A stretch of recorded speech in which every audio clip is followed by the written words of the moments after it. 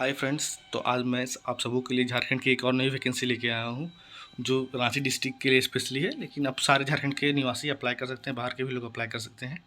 तो चलिए स्टार्ट करते हैं। उससे पहले आप चैनल को सब्सक्राइब कर दे, वीडियो को लाइक कर दे। तो मैं फुल में इस वीडियो में मैं बताने चाह रहा हूँ कि क्या पोस्ट है, क्या वैकेंसी है, कितने एज लिमिट होंगे, क्या सैलरी रहेगा और क्या क्वालिफिकेशन है, क्या एग्जाम पैटर्न रहेगा, सारा डिटेल में इसमें बताऊँगा। तो चलिए स्टार्ट करते हैं। ये जो वैकेंसी आया ये बाल संरक्षण इकाई की तरफ से रांची उपायुक्त के तरफ से ये वैकेंसी रिलीज़ किया गया है। कुल मिला के मात्र इसमें एक ही वैकेंसी दिया हुआ है जो परामर्शी यानी कि काउंसिलर या एडवाइज़र के रूप में बोल सकते हैं। उसमें इसका जो सैलरी होगा 31,311 रुपीज़, अच्छा सैलरी दिया हुआ है।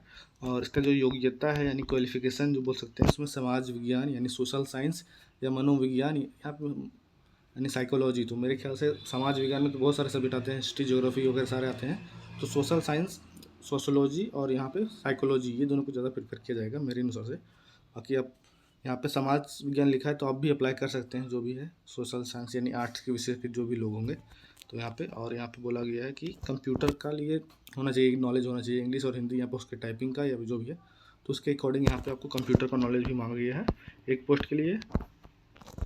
चलिए आगे देखते हैं।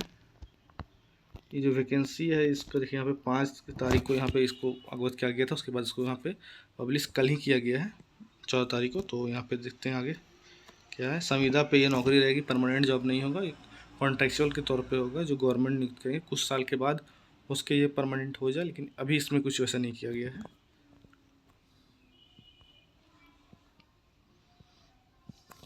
चलते हैं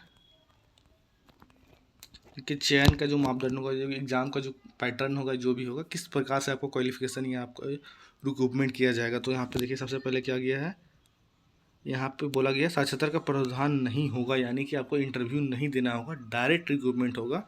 कोई भी तरह का नहीं एग्ज़ाम नहीं देना है आपको, डायरेक्ट आपका जो मार्क्स बेसिस है, आपके जो रिजल्ट्स में मार्क्स आए हैं 10th 12th ग्रेजुएशन और मास्टर्स में जो मार्क्स आए हैं उस सारे मार्क्स को काउंट करके आपका एक रेशियो क्रिएट किया जाएगा और उसको 100 से ही किया जाएगा। तो उसके अनुसार आपको जिसका भी जो भी फॉर्म में भरे होंगे, जिनका सबसे ज़्यादा मार्क्स होगा वो वहाँ पे चिन्हित किए जाएंगे या उनको सिलेक्शन हो जाएगा, क्योंकि एक ही पोस्ट है तो उतना नहीं होगा। तो यहाँ पे देख सकते हैं क्या क्या गया है। स्नातकोत्तर यहाँ पे दिया हुआ है, मैट्रिक के लिए 20 मार्क्स, मान के चलिए 500 मार्क्स का अगर मैट्रिक का होता है तो उसमें 20 मार्क्स के उसके अनुसार से आपको परसेंटेज के अनुसार से वहाँ रेशियो के अनुपात आपको मार्क्स यहाँ पे दे दीजिएगा। इंटर में भी सेम ही है, स्नातक में और स्नातकोत्तर यानी कि ग्रेजुएशन और पोस्ट ग्रेजुएशन का जो है 30-30 मार्क्स का है, तो उसका जो मार्क्स अलग अलग होता है उसी के अकॉर्डिंग कर दिया जाएगा।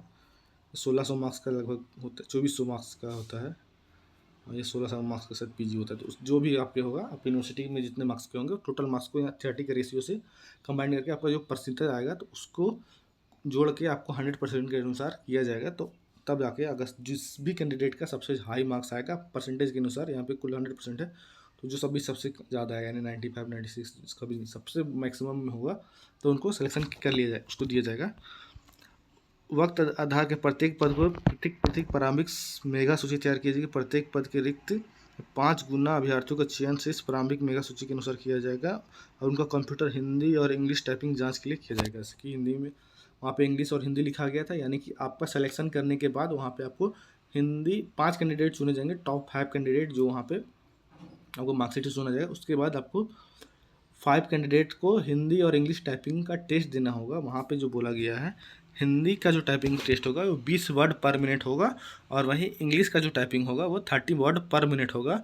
और वहाँ पे शुद्धता का माने कि जो भी जो एरर होता है, एरर परसेंटेज उसके अनुसार पर, यानी वर्ड में बहुत से गलती किसी का 90% एक्यूरेसी रहता है, किसी का 80% एक्यूरेसी रहता है, तो उसके अकॉर्डिंग ही आपका सिलेक्शन किया जाएगा। और यहाँ पे आपको जो एज लिमिट है यहाँ पे दिया गया है, देख सकते हैं। अनारक्षित यानी कि जो जनरल कैटेगरी के लिए है मिनिमम एज 21 है, ओबीसी के लिए 21, महिला के लिए भी 21 ही है, सबके लिए 21 है। और मैक्सिमम यहाँ देख लीजिए 35, 37, 38, 40। और अगर आप दिव्यांग है तो 5 साल सब में इंक्रीज किया गया है।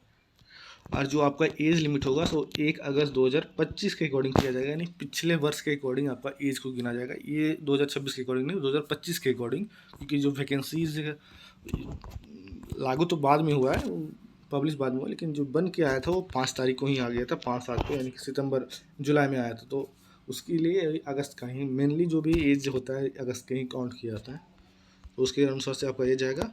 और देखिए क्या क्या आपको डॉक्यूमेंट्स लगेंगे, मेरे ख्याल से ये ऑफलाइन ही फॉर्म होना चाहिए।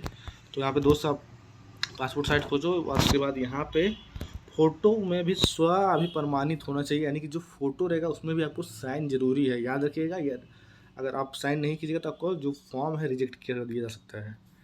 यहाँ पे बोला मैट्रिक का अंक और प्रमाण पत्र, यानी कि मैट्रिक का सर्टिफिकेट के साथ साथ मैट्रिक का मार्कशीट भी, उसी तरह इंटर का मार्कशीट के साथ साथ इंटर का सर्टिफिकेट, स्नातक का अंक यानी कि ग्रेजुएशन का सर्टिफिकेट प्लस मार्कशीट, स्नातकोत्तर का भी मार्कशीट और सर्टिफिकेट दोनों, आवासीय प्रमाण पत्र यानी कि आप झारखंड के मूल निवासी है या नहीं, जाति प्रमाण पत्र यानी झारखंड के, आपको अगर रिजर्वेशन के लिए है तो आरक्षण के लिए, तो आरक्षण जनरल कैटेगरी के लिए नहीं है, लेकिन अगर आप ओबीसी एसटी एससी या ईडब्ल्यूएस कैंडिडेट के लिए अप्लाई करते हैं तो उसके लिए भी, और साथ ही अगर आप विकलांग कोटा से अप्लाई करना चाहते हैं तो विकलांग कोटा का भी सर्टिफिकेट लगेगा।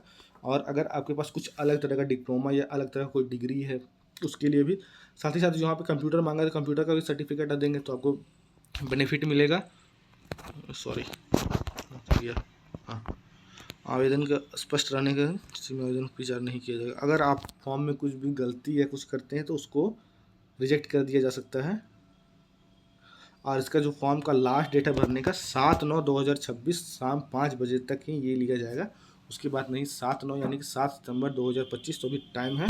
और इसको जो पोस्ट करना है या तो आपको भेजना है तो उसको आप यहाँ पे लिखा होगा कार्यालय जिला बाल संरक्षण इकाई समराले ब्लॉक बी, समराले भवन ब्लॉक बी, कमरा नंबर 111, पिन कोड 83,401। इस एड्रेस को नोट कर लीजिए और 7 तारीख को भी नोट कर लीजिए कि 7 तारीख से पहले इस पॉइंट पे यानी इस जगह पे आपको पोस्ट के थ्रू, आपको रजिस्टर कार्ड या स्पीड पोस्ट के थ्रू आपको इसको लिफाफे में करके सबमिट करना है या भेज देना है।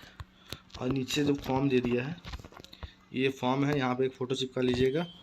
यहाँ नाम हिंदी में इंग्लिश में, पिता का नाम, जन्म तिथि, अंकों में शब्दों में, मेल फीमेल, बाकी ये सब भर लीजिएगा।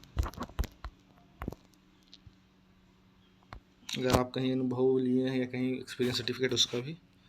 थैंक यू वीडियो को यहाँ देखने के लिए। चैनल को सब्सक्राइब कर दीजिए, वीडियो को लाइक करिए। Thank you.